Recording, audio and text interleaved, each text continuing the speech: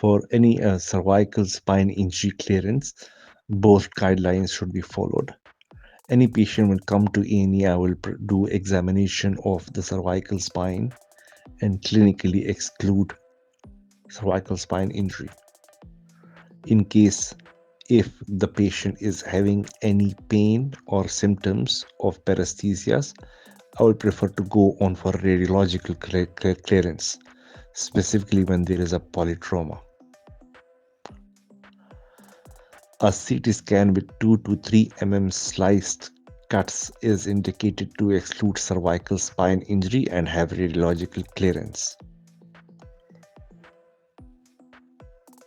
If there is any doubt, we can consider MRI scan at a later time.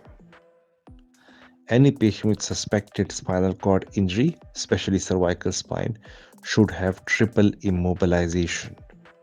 Triple immobilization means that he should be on the spinal board, there should be a support on both sides, and the patient should have a collar, that is Aspen collar or a Philadelphia collar. Any patient who is intubated and examination is not possible should undergo radiological clearance, that is CT scan. If the patient is intubated, I can remove the brace or supports while in ICU. But once he's extubated, I need to continue the spinal precautions again.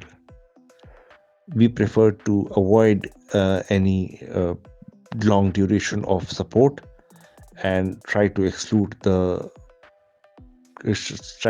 the cervical spine within 24 to 48 hours to avoid decubitus ulcers and high risk of pneumonia, especially aspiration pneumonia.